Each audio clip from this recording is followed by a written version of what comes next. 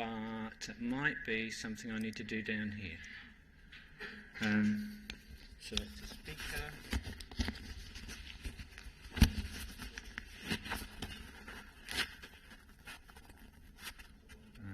Audio settings.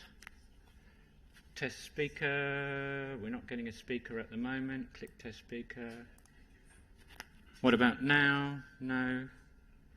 All right, let's try something else. Let's try same as system.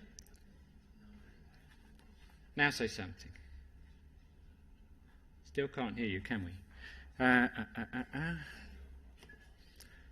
let's try. I'll put the installed computer up on the screen.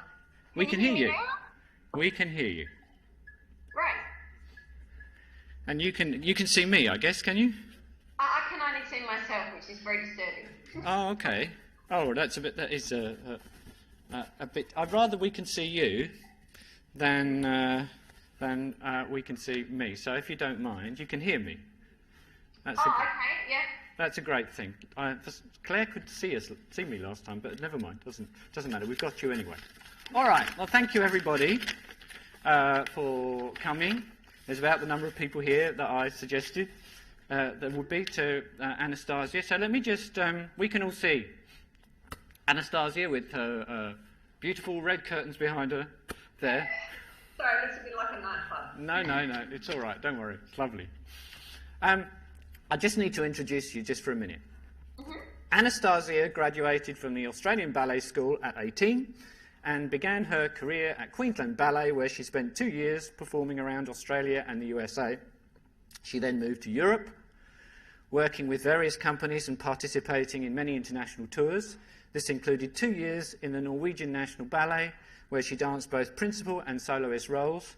Following this, Anastasia worked for 2 years in Sweden's Gothenburg Opera Ballet.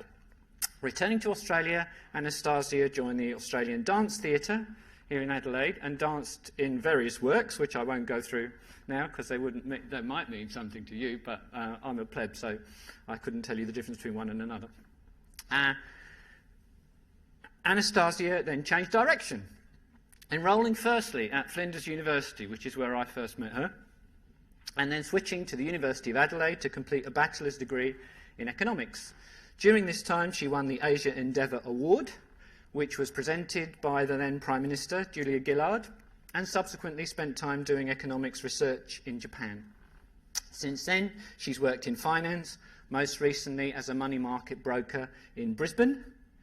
She has also, in her spare time, become the two-time and reigning Australian memory champion and gives talks and provides training in memory development while still doing some dance teaching. Now, my first question for you, before we get on to the other stuff, is how does a professional dancer end up doing a degree in economics? When I stopped dancing, I obviously wanted to go and get a normal job and become a normal person for a while. There's not a lot of career opportunities normally for dancers once they stop. So retirement age is about 28, which is pretty young.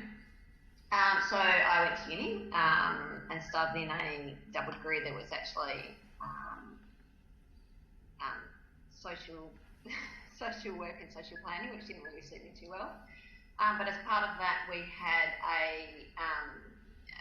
required subjects that we had to do, and one of them was macroeconomics, where I first came across Stephen, and loved that. So then swapped to an economics degree.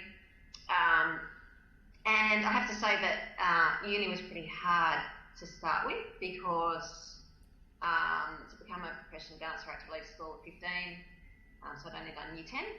And then to just go into full-on uni life with people who had just graduated from year 12, it was a lot of hard work, and so I did work really hard.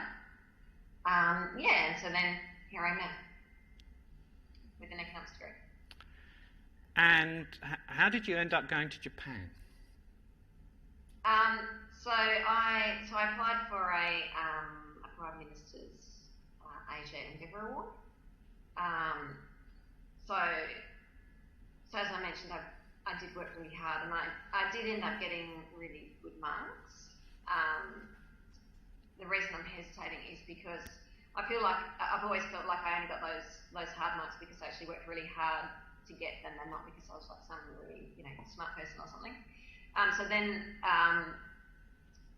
So I applied for this scholarship and was surprised to be one of the chosen students. I think they chose 20 undergraduate students from around Australia to do studies overseas for a year and go and work doing interns and what have you, and it was fully funded. I think it's at the time, I think it still is the highest paid scholarship, so it's something like $60,000 or something for the year.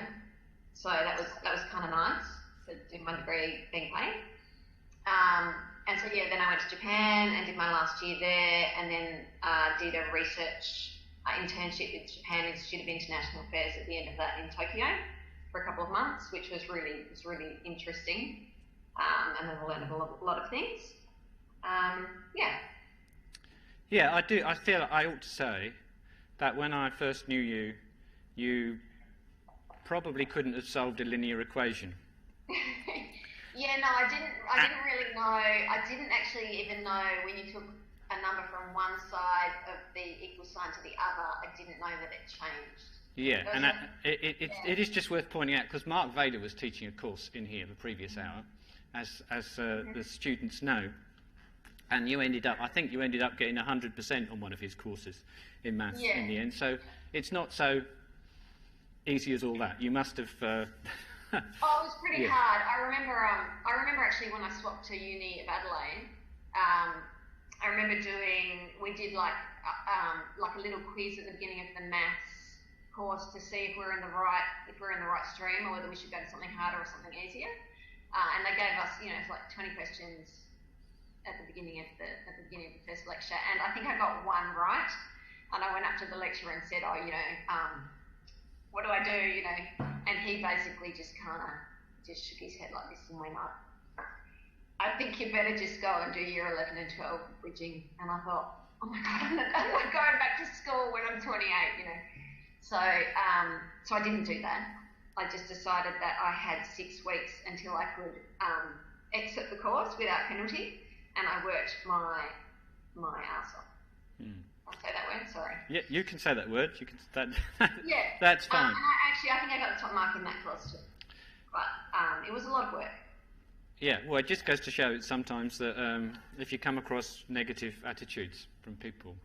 Exactly. Don't be defined by them. And I remember I had a big teary about it. I remember going home and having a big cry and going, oh my God, I'm an idiot and I don't have any schooling and all the rest of it. And I think everyone feels like that. I think there's like lots of clever people out there who just, because they lack the learning or for whatever reason, then find something hard, and it's pretty easy to get, it's pretty easy for the world around you to tell you that, you can't go and do that, but a lot of the times you can. Absolutely. And you've ended up working in finance, and you're now working for a money market broker. What does your job involve? Okay, so just before I clicked on the Zoom link, I had an email from one of my clients, which was a large local government in Sydney, and they have $7 million to place today in money market securities, so normally in wholesale term deposits, but sometimes NCDs or floating rate notes. And so generally my day consists of facilitating the liquidity of banks, so either placing large amounts of money from bank to bank or from large middle market institutions like councils or universities or charities, where they might have a sum of money that they need to manage for cash flow purposes and they want it in something very conservative. And so those deals are very much OTC. Some of the councils will deal directly with certain institutions, but on the whole, they use. There's not so many firms who do it as a dedicated, as a dedicated business. There's only a couple in Australia, but so yeah, we essentially facilitate that that transfer of funds. Yeah, just dealing with acronyms there, just in case there's anyone here who doesn't know. So, negotiable certificates of deposit we're talking about there, which is one type of money market security. Really fixed income. Yeah. Very not risky. I suppose also the banks that we deal with, they see us as providers of information in a market that's also not very clear. So in an opaque market, they don't really know what price they need to pay to source the funding they need on a certain day.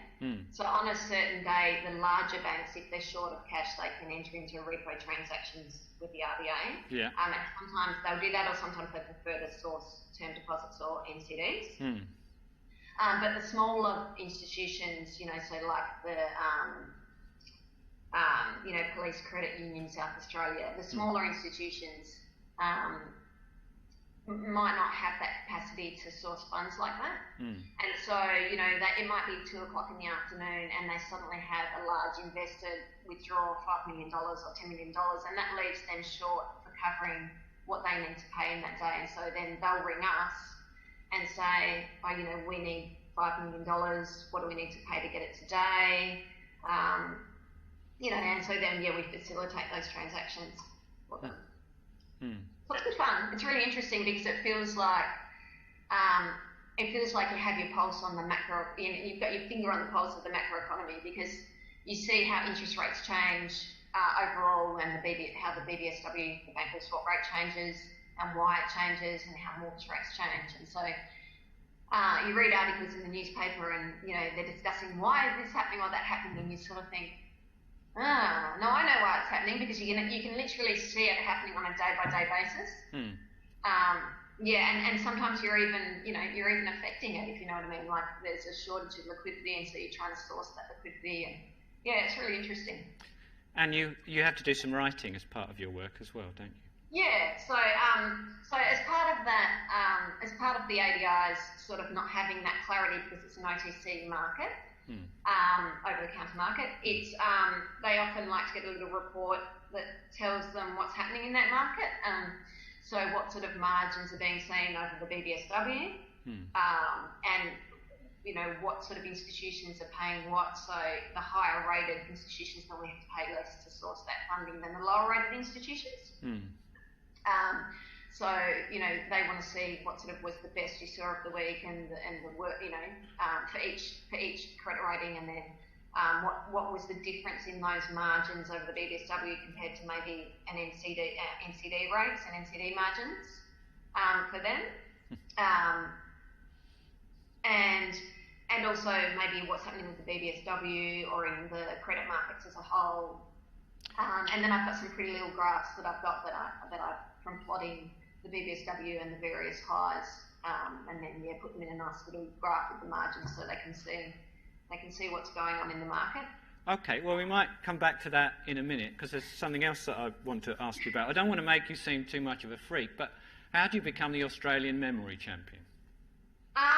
So I picked up a book about it, and it was really humorously written. It really wasn't very technical. It was about a journalist in America called Joshua Foer, who went to cover a competition, the American Open National Competition, and he rocked up doing this article, and saw these people remembering pages of zeros and ones, or like, you know, hundreds of digits, and just thought, oh my gosh, these people are, you know, they're freaks, they're savants, or they've got photographic memories. And then afterwards, a couple of them took him out and said, no, you know, we're just normal people, we've just trained our brains to be able to do this.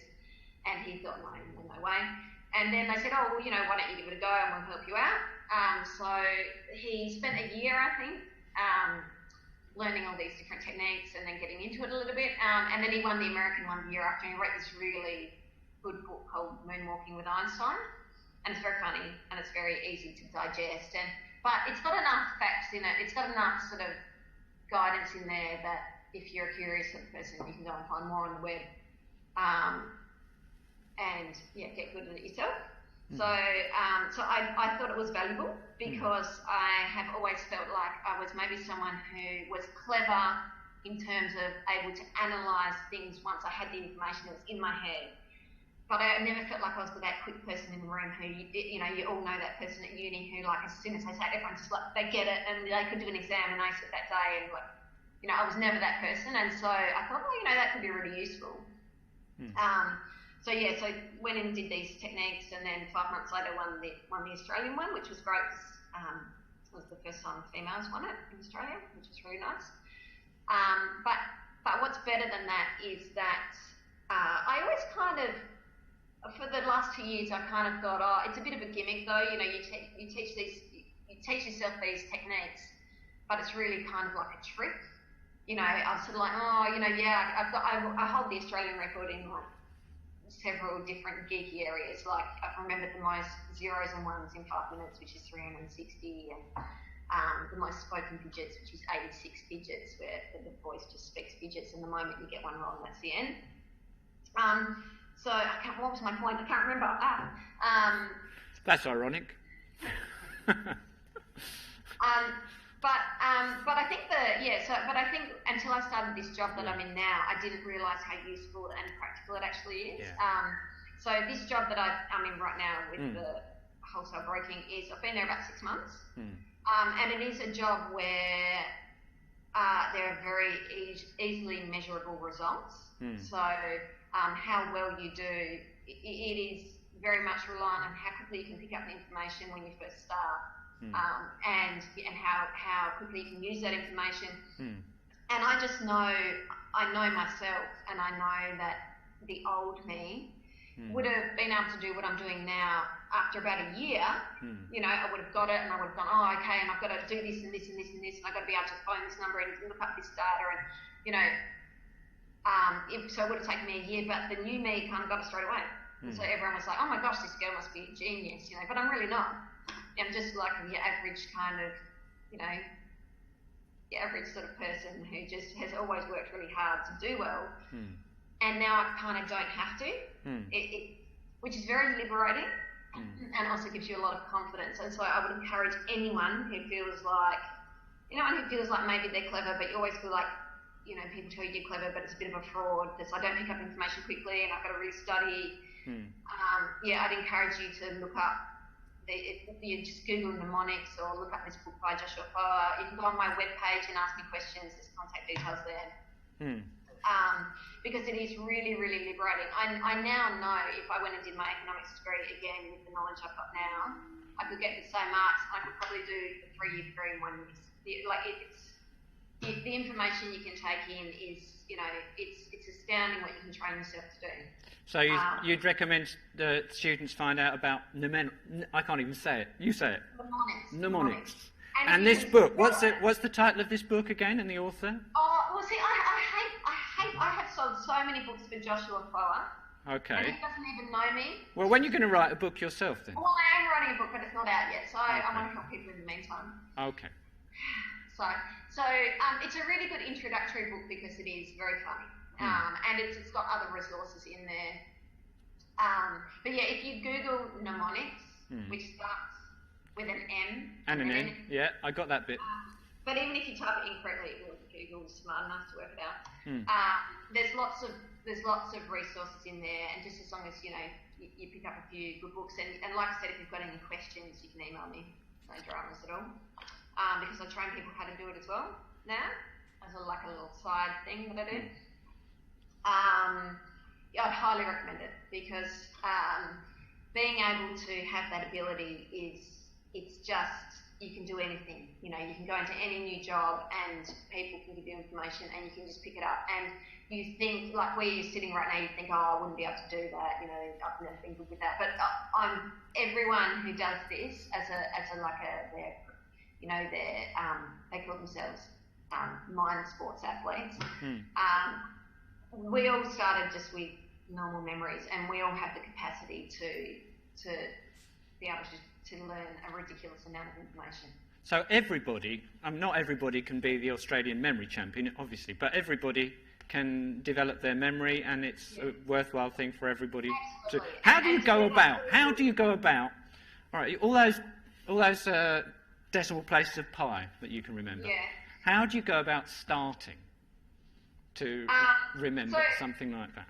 So numbers are a wee bit tricky. So numbers, you do actually have to do a little bit of pre-learning in order to memorise. So the other day, for a little trick, what Stephen's referring to is I remembered 1,000 digits of pi, and it took me about 30 minutes.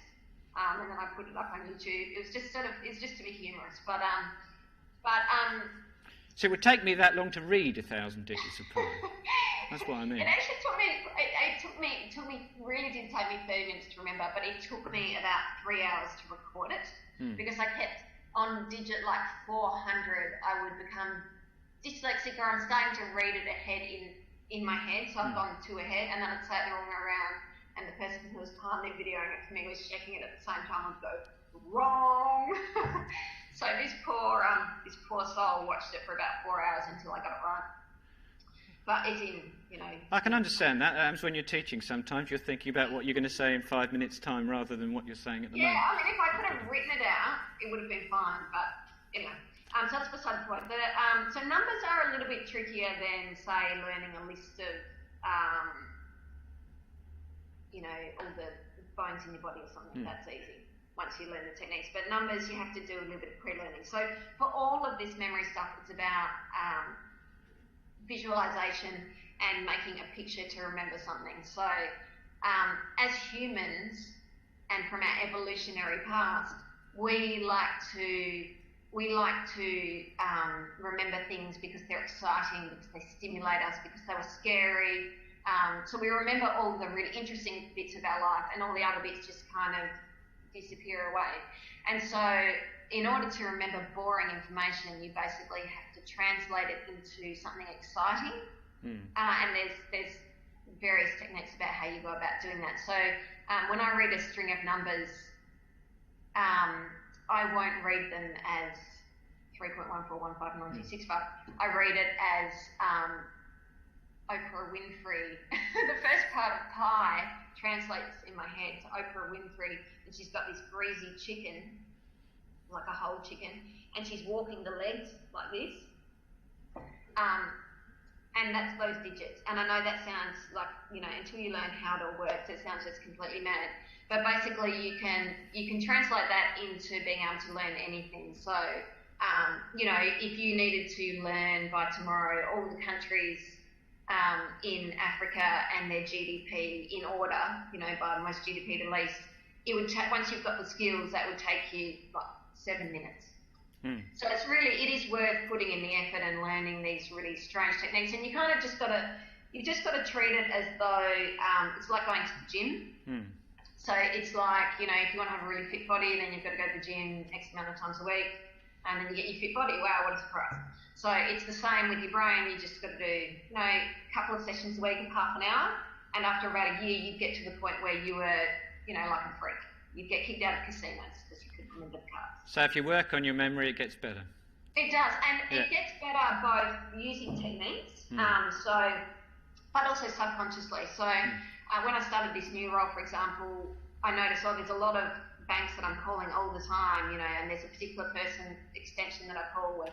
So I straight away used these techniques to learn all these different people's numbers and their names and everything. And so that would have taken a normal person, a long time even just to connect, the contact name at this institution is this person and they like this, so I use techniques to learn all of that. But information that's thrown at me from my boss, or someone's talking to me on the phone that I would have in the past not remembered, I am picking up that information a lot quicker than I used to as well. And that's just because when you are actually training your brain, you're constantly assessing why you forgot something. So when you do this training, you're remembering as many numbers as you can in 5 minutes, and then you get to the end of it and you go, I got the 542 wrong, why did I do that? But you start to learn why you're forgetting things and how your own individual brain learns, and you start developing little tricks to get around that, so that you're actually just improving your memory overall. But also the other thing is that when you're training in memory, you have to focus on the detail of things. So the more visual you make the images in your head, and that you actually see them and smell them, and you see what the light looks like and how the person would react and all these different things, the more you're going to remember it. And so as you train doing those techniques, you learn to pay attention to detail where you wouldn't maybe do that naturally. And then the other reason is once you have the confidence that you can actually remember sometimes you relax in a situation where you would have freaked out before, and then, of course, when you freak out, that's when you can't learn information anyway. So I think that's that last part that actually just improves your overall outcomes, but also your ability to learn, because you're not constantly freaked out that everyone's going to work out, that you can pick that up very quickly. Do you think there's a connection between training your memory and sort of training your body? So does the physical fitness help? Oh, definitely, well? yeah. It's definitely, there's similarities. And your brain even responds in the same way. So, you know, when you're physically training your body, if you push yourself too hard for too long, you actually go through a moment where you decline, you get worse. And that's because you need a break. And so your brain does that too. If you train every day, you get to about day 6, your brain needs a break and you're not going to get any better. And it's the same if you have a month off, you kind of like sore for 2 weeks, just like you'd be if you had a month off of training and then you suddenly went to the gym and you did a massive session. You can't do anything and your head feels foggy and you wake up the next day after training and you've got a headache. So it's really interesting. There seems to be a huge amount of parallels between how your body responds and how your brain responds. And there's also a lot of science behind these techniques as well, as in they've got a lot of neuroscientists and a lot of different groups who are studying people who train their brains in this way, and they do MRIs in their brains, so it's happening. And overall, what they all agree on is there's an increase in neural connectivity, and the brain is actually, you know, it has some plasticity to it, so you can actually sort of become smarter, you know, because you're making more connected neural pathways between your brain. And so the people who do these, they've done MRIs on people's brains who do not, you know, they're normal people, and then they start this training and they do these scans and they see the neural connectivity, you know, improving. And getting like remarkably better scores, you know, on say a list of numbers or a list of names or words or whatever that they need to remember. But actually, the other thing I wanted to say, if it's okay, Stephen, do I still have time? You've got plenty of time, don't worry. Is because I was thinking about, you were telling me about what your students are doing at the moment and what they're writing about, and then their presentations that they're doing.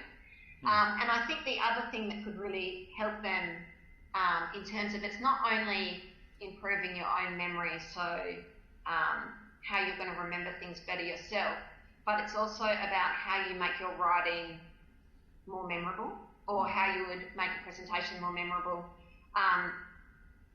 And it's the same things that you use to try and remember something. It's the same thing you should put in there to make people remember it. So, so without obviously, you know, skewing the information or misleading or anything like that, you want to make your writing or your presentations as sort of interesting and intense and sometimes even humorous. You know, if you can chuck in something that does have some appropriate humour, just a one-liner somewhere, it can make a massive difference to how someone actually remembers an article, even if it's, whether it's factual or not.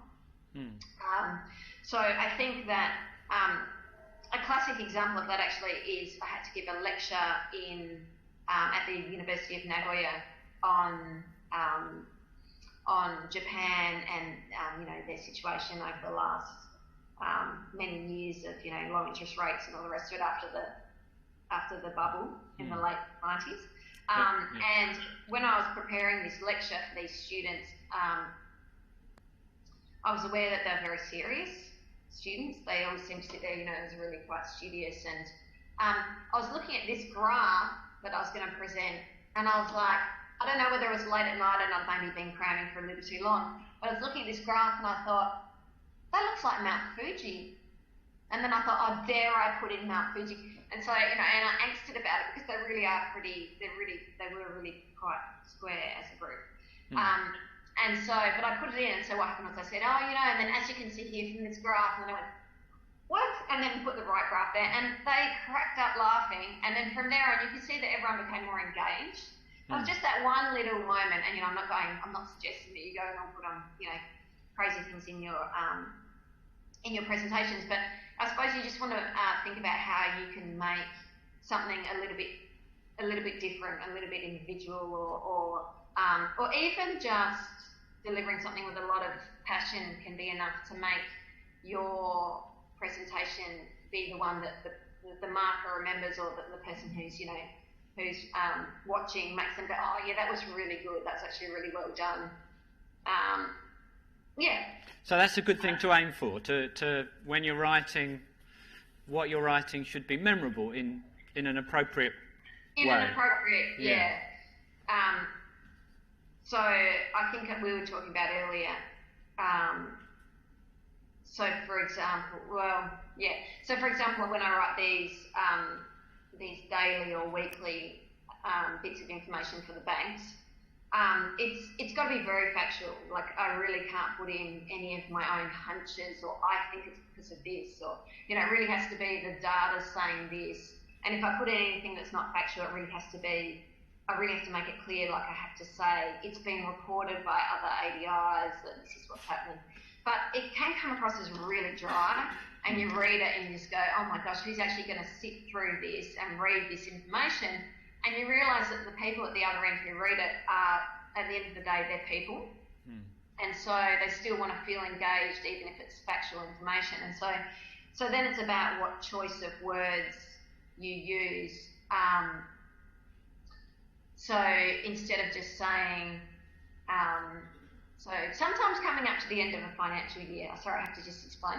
Sometimes when coming up to an end of a financial year, banks will suddenly lend a little bit more, and they'll also take in more money, more deposits to make their balance sheets look bigger and make them look more prosperous, sort of.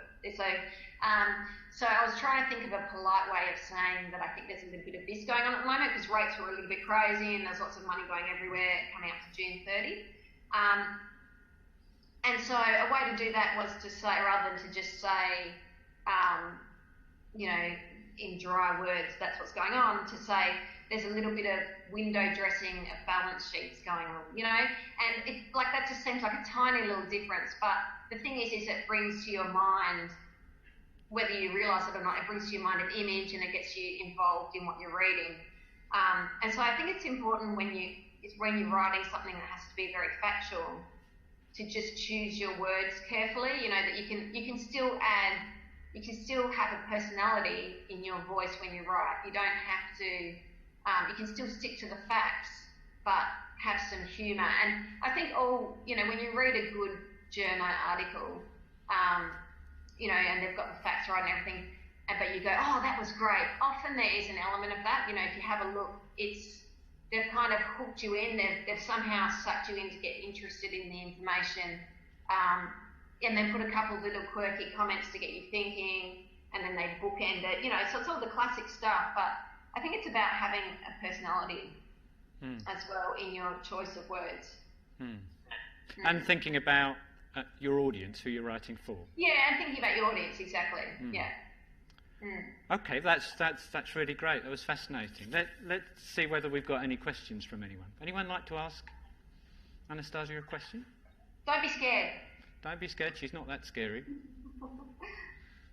She's scary enough to force me to go along to Bikram yoga about 10 years ago, which I'm still doing now, which helps. Go on. I guess I was just going to ask if it helps with learning languages as well. I can't hear, so you might have to. Yeah, I'll tell you what the question was. Does it help with learning languages as well? Absolutely. It's one of the main reasons that people come to me that when they want training. It's because they're going to Finland or something, and it's next year. Can I learn enough by then to actually get around? And the answer is yes. It's very useful for languages. And you can put that in reverse. Does learning another language help with your memory generally? Yes, it does. Because you've learned another language, at least one other language, haven't you? Yes. Haven't you? No, it does help to have other languages, and the reason is because, without going into too much detail, when you, I can even think of a really obscure example, but when you're remembering like lists of new information or new words, you're always trying to attach the new information that you're hearing or trying to remember to old information you've learned, because information you've already learned is already there. So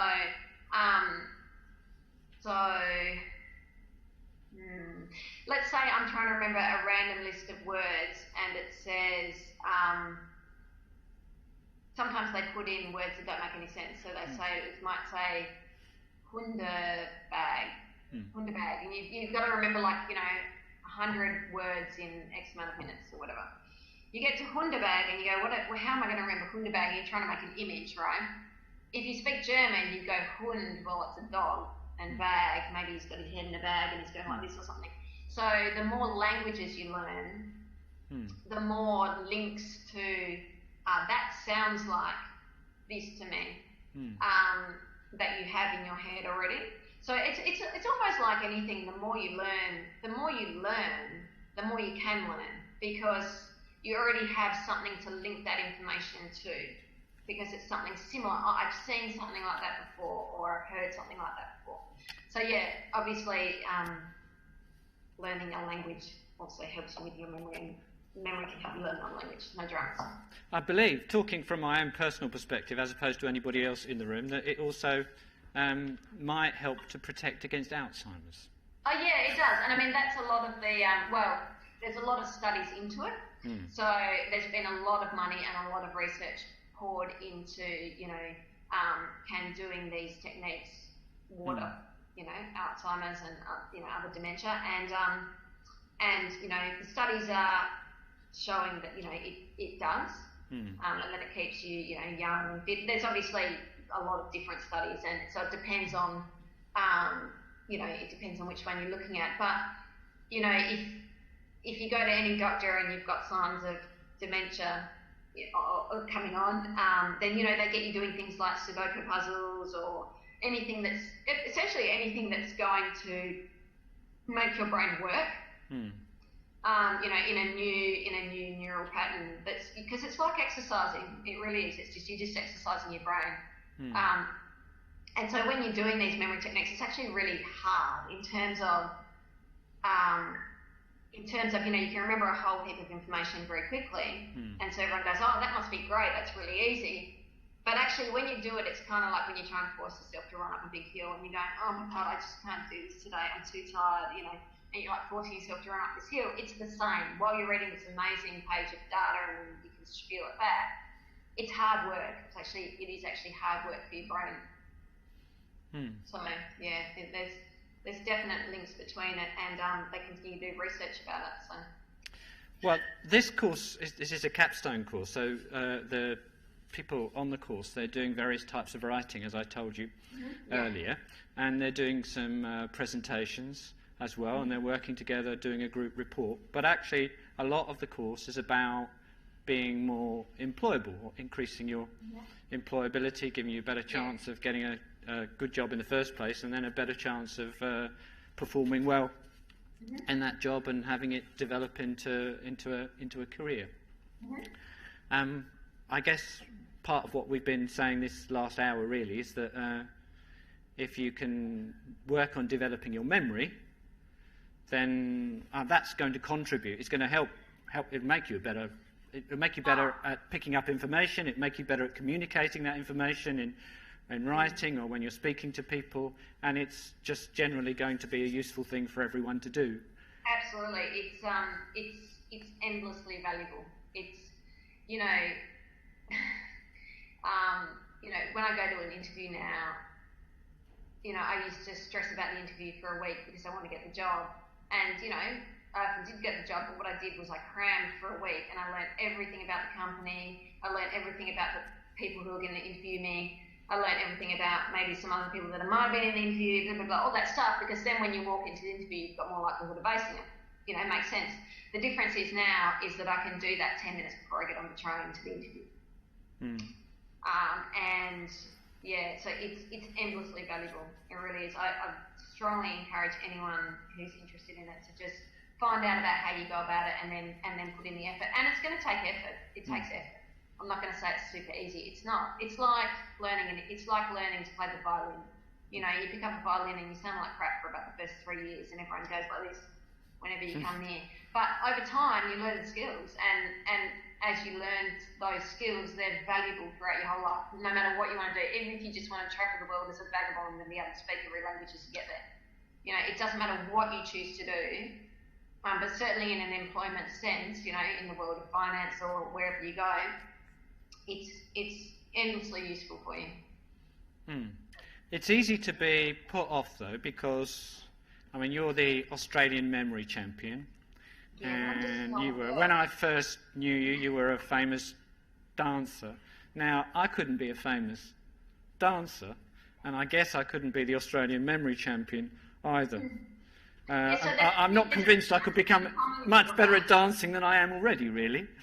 But do you think everybody? Yeah, absolutely. Yeah. It's just there's one thing in common in all those things, Stephen, and that's just, for whatever reason, I'm just really stubborn and driven.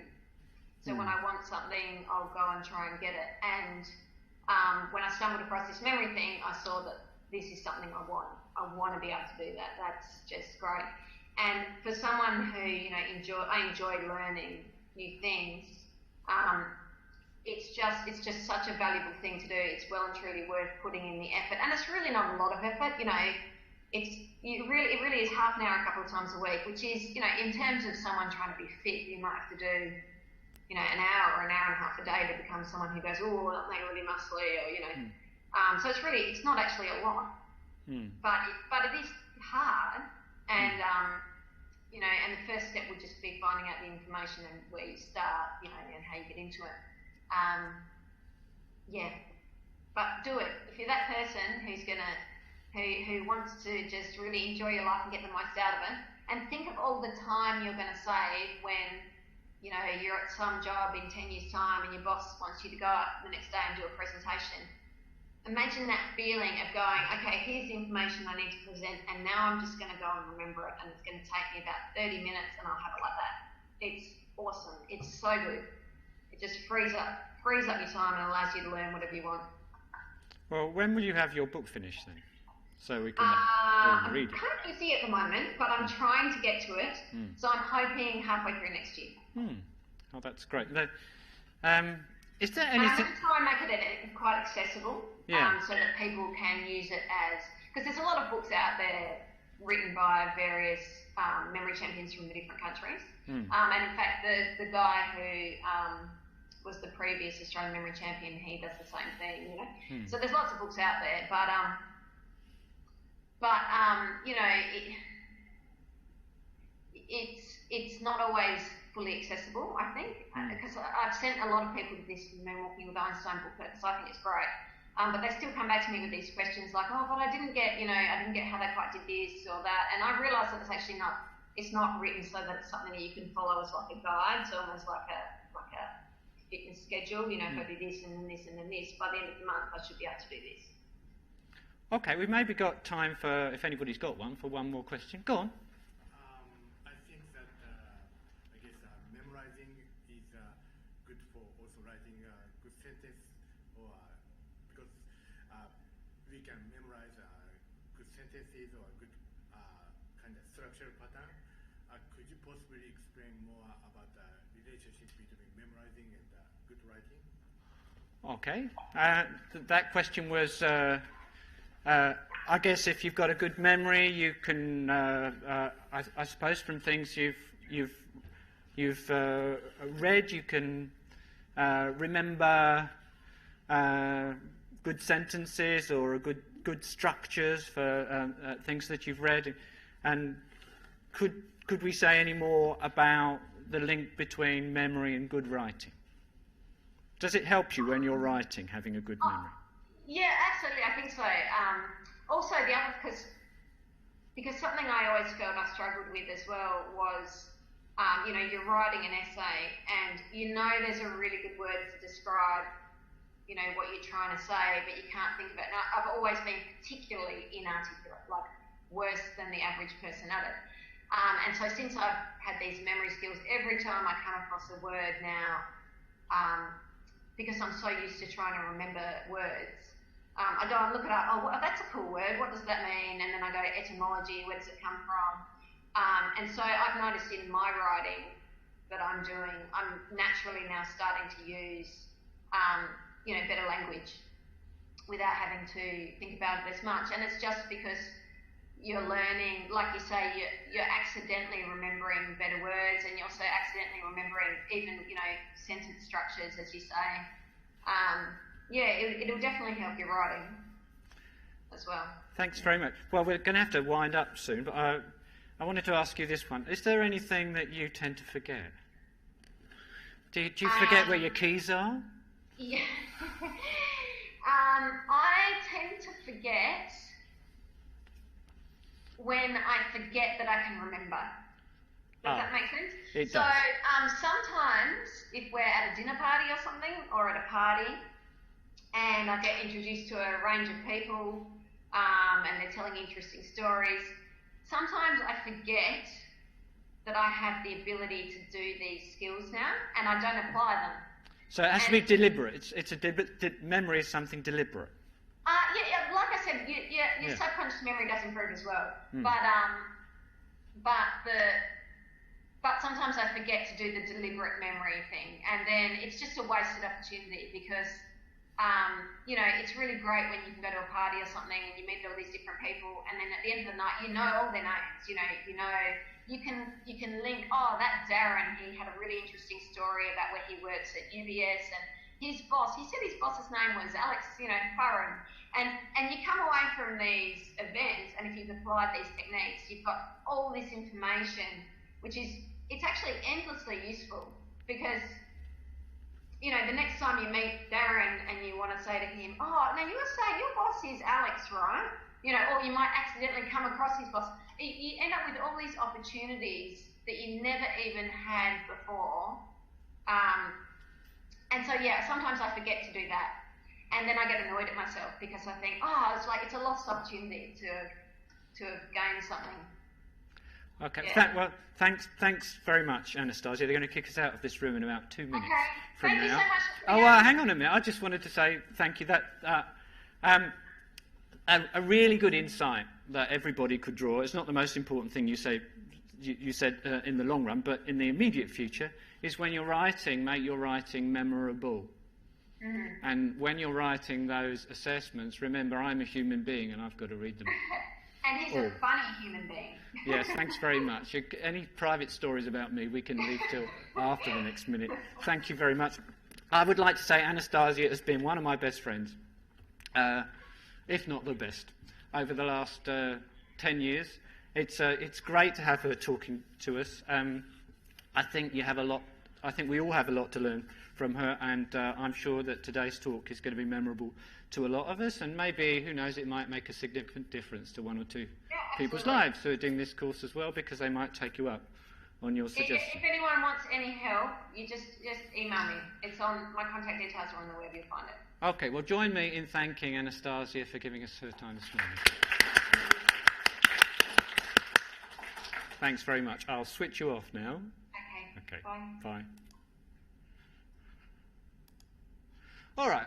Well, I hope it is worth following her up on that. I have a little bit. It helps me with my teaching. It does. Like I said at the beginning, I wasn't joking. When she first came to uni, she's got a successful career now. Part of it's effort, but I'm sure part of it's talent. But that's only a small part of it. Part of it's commitment, but also part of it's doing things that work, that actually pay off. And I think considering trying to develop your memory skills over time, as well as dealing with all the other issues we were talking about too, is something for you to that's worth your while considering. So you might, as she said, Google mnemonics, have a look on her website, maybe even look up the book that she recommended, and if you've got any questions for her, I'm sure she'll be happy to reply. I hope you enjoyed this. It's going to be me talking about ecological issues a little bit on Tuesday, and this time next week we're going to have a think tank economist talking to us, a guy that works in a think tank in Melbourne. And then the following Tuesday, we've got a cognitive linguist talking to us about choice of language. I hope you enjoyed today, did you? Was it good? Okay, well, good. Well, that's what we're going to do over the next few weeks. And I'm midway through marking your essays. They've been great so far. There is that grid that I'm marking against, but I'm not marking slavishly against it. So if you want to know why, if you've done a good job, you've just got a sort of, I don't know, credit or distinction mark, and somebody else might get a higher distinction mark, it's actually down to that one word that she was using in some cases. I mean, you've got to do all the basics right. But then if you want that top mark, it has to be memorable too. There has to be something that stands out from it. It has to be appropriate, yes, but it has to be memorable. That's what we're looking for, because we're not just doing an academic course here. I'm wanting you to be in a position in the future. You're not going to end up as money market brokers, but wherever you're working, you're going to be communicating with people, and some of that communication will be in writing, and we want what you do then when you're in the workplace to be memorable so that you stand out. Not just okay, but memorable. Thanks very much, so thanks for your patience today.